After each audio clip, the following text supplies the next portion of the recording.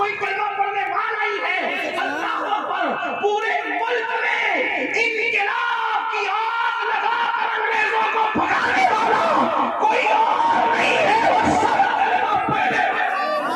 نعرہ تکبیر، نعرہ رسالت، نعرہ غوثیت، مشرق اعلیٰ حضرت، فیضان اعلیٰ حضرت، خواجہ کا ہندوستان، حضرت علامہ سید ربیع القادری صاحب اللہ. آپ کلمے کو سمجھتے کیا ہو؟ آپ کا حسن آپ کو نہیں پتا ہے. دنیا تمہارے حسن سے لرزہ پر اندام ہے. اپنا ٹیلنٹ سمجھو خدا کے لیے. بھیڑیوں کی صفوں میں رہتے ہوئے شیر اگر اپنے آپ کو بھیڑیا سمجھے اس سے بڑھ کر نادانی کیا ہوگی. اے میری قوم کے جوان، تو شراب پینے والا بھیڑیا نہیں ہے، تو جوا کھیلنے والا بھیڑیا نہیں ہے، تو زنا کرنے والا بھیڑیا نہیں ہے، تو محمد الرسول اللہ کا شیر ہے. شیر تو شراب پینے نہیں، تو شربت عشق رسول پینے کے لیے آیا ہے.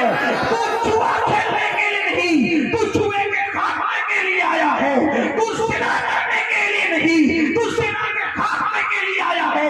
ارے نادان، ہندوستان میں مسلمانوں کا پہلا قافلہ نہ مسجد بنانے آیا تھا نہ مدرسہ بنانے آیا تھا، وہ تو بیٹیوں کی عزت کی حفاظت کے لیے آیا تھا. یہ اور بات ہے کہ تمہارا کردار دیکھ کر کے لوگ کلمہ پڑھ کے مسلمان ہوئے اور اس کے بعد لوگ تمہارے طریقے پر آ گئے. مسجدیں بن گئی کردار کی وجہ سے، مدرسے بن گئے کردار کی وجہ سے. مسلمانوں، ہمارے معاشرے اور سماج میں اس لیے نشے کو پروموٹ کیا جا رہا ہے، حسن کو پروموٹ کیا جا رہا ہے. ہمارے ٹیلنٹ سے لوگوں کو تکلیف ہے، ورنہ آج بھی مسلمانوں کے پاس ٹیلنٹ کتنا ہے. اور دیکھ لیں اس ڈاکٹر کو جو کلمہ پڑھتا ہے، اور دیکھ لیں اس کو جو کلمے سے آ رہی ہے. کورونا کے کال میں آپ کو نہیں پتا چلا کہ کلمہ پڑھنے والے ہی لوگوں کا علاج کرتے رہے.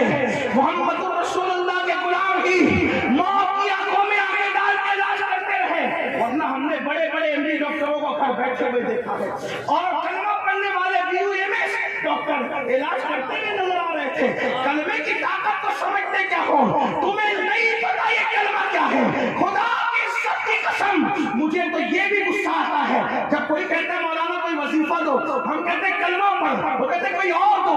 کتنے نادان ہو، کلمے کی اہمیت سے بے خبر ہو. ارے وہ کلمہ جو کافر کو مسلمان بنا دیتا ہے، وہ مسلمان کو کون سا مقام.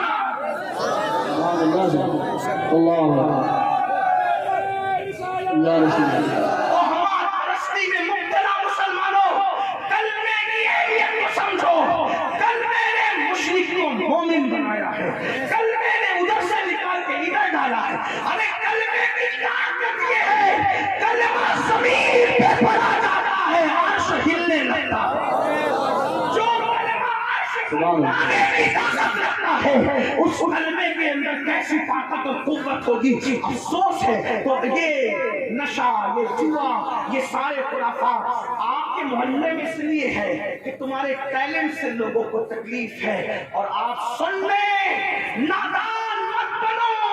آپ گناہ مٹانے آئے تھے، گناہ کو پروموٹ کرنے نہیں آئے. آپ جرائم ختم کرنے آئے تھے، جرائم کو پروموٹ کرنے نہیں آئے. بس بات کو آگے لے جاتے ہوئے اختتام کی طرف چلتے ہوئے اصغر آقا علیہ السلام فرماتے ہیں کہ جو نشہ کرتے ہوں گے وہ یا تو سور کی شکل میں اٹھیں گے یا تو بندر کی شکل میں. ان کی آنکھوں سے خون بہ رہا ہوگا، پورے بدن پہ جہنم کے سانپ اور بچھو چپکے ہوں گے، اور اس کے منہ سے پاخانہ نکلتا. وہ پاخانہ اگلتے ہوئے، پیاز اگر کھا لو تو اس کی بدبو خود سے برداشت نہیں ہوتی. جب قیامت میں پاخانہ اگلتے ہوئے آؤ گے نشے کے جرم میں، نشے کی پاداش میں، بہت اسمارٹ بنتے ہو، بہت روشن خیال بنتے ہو، مولویوں کو بیوقوف کہہ کر کے بہت ترقی یافتہ بنتے ہو. یہ تو پرانی باتیں ہیں. جب نشے کے لیے مذمت آئی تھی، نشہ تو اس کا حرام ہے جو دیسی دارو ہے. ابھی تو نئی نئی اس کی ٹیکنیک نکل گئی. تجھے کیا پتا، میرے نبی وہاں کی بات کرتے جہاں لوگوں کا تصور نہیں جاتا. ہاں، گیہوں کی انگور کی جب شراب بنتی تھی تبھی فرما دیا کل مسکرین حرام، جس سے بھی نشہ ہوگا وہ سب حرام. سبحان اللہ، بے شک ہے۔ حضور علیہ السلام کی ایک حدیث قیامت تک کو کور کر رہی ہے، اس لیے کہ رسول اللہ کا نظام رحمت قیامت تک کے لیے۔ اور اپنے آپ پہ رحم کرو۔ جو لوگ نشہ کرتے ہیں میں ان کو بتا دوں، میرا یقین نہیں ہے تو سائنس سے پوچھ لینا، نشہ کرنے والا جلدی سے نامرد ہوتا ہے، بیوی کے قابل نہیں رہتا۔ نشہ کرنے والا سوچ اور سمجھ کی صلاحیتیں ختم ہو جاتی ہے، نشہ کرنے والا سماج پر بوجھ بنتا ہے۔ ہاں، جو نشہ کرتا ہے اس کے بچوں کو اسکول میں عزت نہیں ملتی۔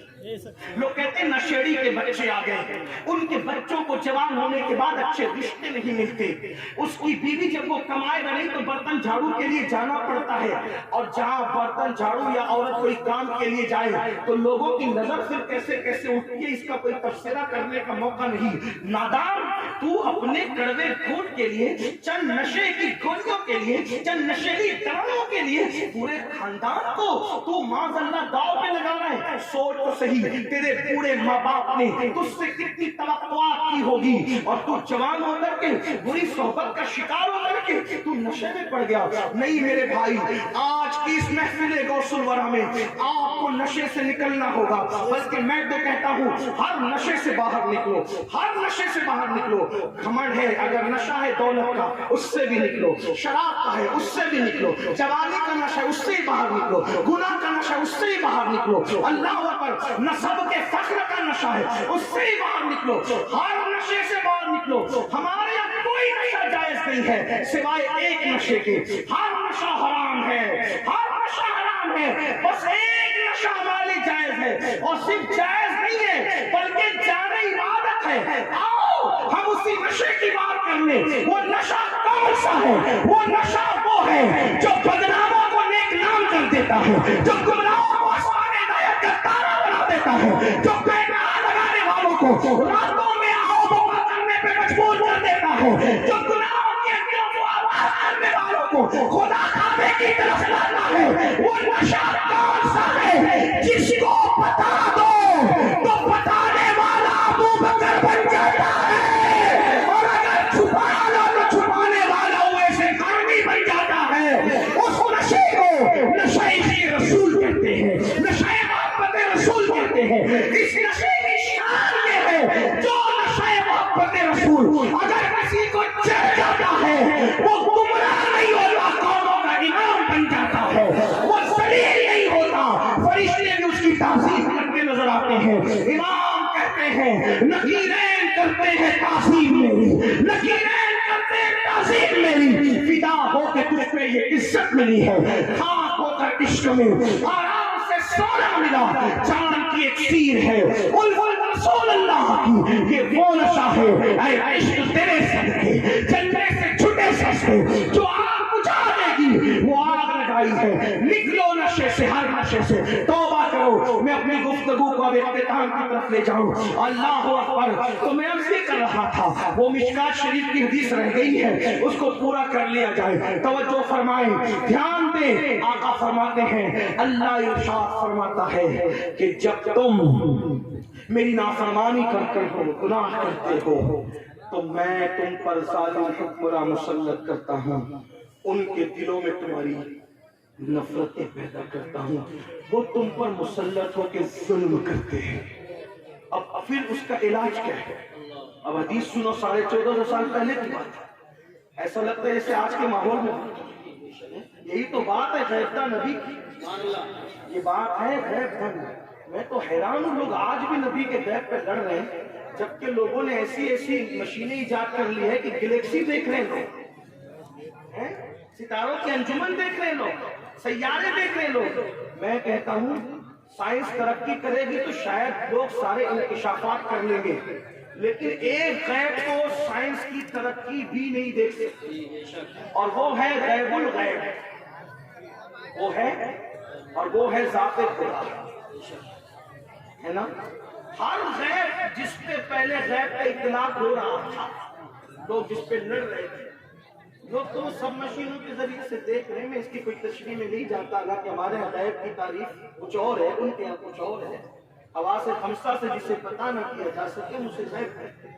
لیکن بہرحال وہ بات کرتے تو ان کے لہجے میں بات کر رہا ہوں ہر چیز دیکھی جا سکتی ہے مشینوں کے ذریعے سے. لوگ دیکھ رہے پیٹ کا بچہ بھی دیکھ رہے. سورہ لقمان میں جس کو کہا گیا تھا کہ پیٹ میں کیا ہے کسی کو نہیں پتا ہے, تو پیٹ میں کیا ہے وہ نہیں معلوم ہو رہا ہے مشینوں کے ذریعے سے. حالانکہ اس کی تفسیر میں مفسرین نے یہ بات لکھی ہے بننے کے بعد نہیں, جس دن نطفہ جائے اسی دن کیا ہے یہ کسی کو نہیں.